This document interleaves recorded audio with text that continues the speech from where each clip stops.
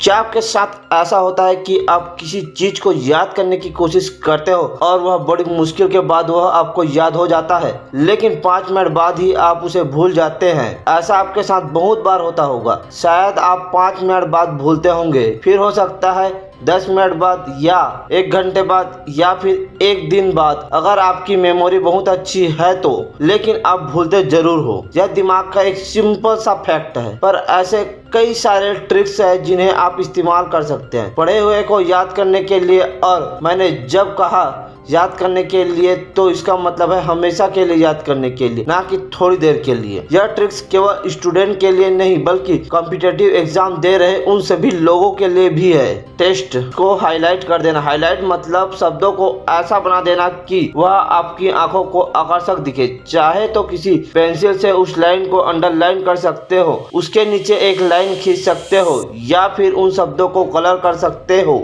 बहुत सारी scientific research यानी अनुसंधानों में यह पाया गया है कि ऐसे ही हाइलाइटेड यानी आकर्षक शब्दों को ज्यादा दिन तक याद रखता है। सिंपल सी बात है, एक फूल का फोटो जो ब्लैक एंड व्हाइट है और एक फोटो है जो पीला कलर का होता है, तो आपका आंख किस तरफ जाएगा? जाहिर सी बात है, इस पीले वाले की तरफ। असल में आपके दिमाग को ना ऐसी चीजें चाहिए जो कॉमन से अलग हो, मतलब कुछ हटके चाहिए। सेम चीज बोरिंग लगता है आपके दिमाग को, इसलिए आपको पढ़ने में मन नहीं लगता। इसलिए आप जब पैराग्राफ को हाईलाइट करते हो ना, तब आपके दिमाग को कुछ अलग मिलता है। और जिंदगी भर से जो आप पढ़ते आ रहे हो नॉर्मल टेक्स्ट, उसके बदले कुछ हटके आपको यह पीले कलर से हाईलाइटेड हुआ शब्द मिलता है, तो आपके दिमाग को यह आकर्षक लगता है। भले ही आपको लगे या ना लगे, पर आपके दिमाग को आकर्षक लगता है, जिसके चलते आपका दिमाग ज्यादा देर तक याद रखता है। जब आप पढ़ते हो, मान लो आपको एक पैराग्राफ याद करना है जो आपको एग्जाम में लिखना है, तब सबसे पहली बात उसे रटो मत। सबसे बड़ी गलती स्टूडेंट यही करते हैं। हमारे दिमाग में कोई भी इंफॉर्मेशन यानी जो आप पढ़ते हो वह 2 जगहों पर स्टोर होती है, एक शॉर्ट टर्म मेमोरी में और एक लॉन्ग टर्म मेमोरी में। शॉर्ट टर्म मेमोरी में जो चीज़ें स्टोर होती है वह आपको थोड़ी देर के लिए याद रहेगी या फिर कुछ घंटों के लिए, लेकिन जब आप भूलोगे तो कुछ भी याद नहीं रहेगा। मतलब यह थोड़ा खतरनाक मेमोरी है। ज़्यादातर आप इसे ही इस्तेमाल करते हैं, तभी आप एग्ज़ाम में लिखते वक्त भूल जाते हैं। अब आप मुझसे कहेंगे कि यह बताओ कि पता कैसे चलेगा जो हम पढ़ रहे हैं वह हमारे थोड़ी देर तक याद रहने वाली जगह यानी शॉर्ट टर्म मेमोरी में जा रही है या फिर लॉन्ग टर्म मेमोरी में। मेमोराइजिंग रटने से वह चीज़ याद तो हो जाएगी, पर वह आपके दिमाग के शॉर्ट टर्म मेमोरी में घुसेगी, लॉन्ग टर्म मेमोरी में नहीं। मतलब वह आपको हमेशा के लिए याद नहीं रहेगी, और इसलिए आपको रटने के लिए मना कर रहे हैं। रटने में क्या होता है, आपका मन नहीं करता तब भी आप रटते हो। रटना भी कभी कभी काम आता है। इमरजेंसी के दौरान आप रट सकते हो, पर एग्ज़ाम यानी परीक्षा में यह करोगे तो इसके चांसेस बढ़ जाते हैं कि आप भूल जाओगे, और यही ज़्यादातर आप सबके साथ होता है। फिजिक्स का कोई लॉ आप याद कर रहे हो तो फिजिक्स के लॉ को आप याद करो, उसे रटो नहीं। पर जाने अनजाने में आप उसे रटते ही हो, क्योंकि उसे रटते नहीं समझते तो फिर चाह के आप उसे भूल नहीं पाते। पर याद करने और रटने में बहुत फर्क है। याद किया हुआ चीज़ बहुत दिनों तक याद रहता है और रटा हुआ कुछ घंटों के लिए। पर अजीब बात आप जानते हो क्या है? अजीब बात यह है कि आप जब भी आप किसी चीज़ को रटते भी हो ना, तब भी आपको उस वक्त ऐसा लगता है कि अरे यह तो मुझे याद हो गया है, अब थोड़ी ना भूलूंगा। लेकिन एग्ज़ाम में आप भूल जाते हो, तो आप मुझसे कहोगे कि सर ये बताओ कैसे नहीं रटे और कैसे हम उसे लॉन्ग टर्म मेमोरी यानी ज़्यादा देर तक याद होने वाली दिमाग पर डाल पाए।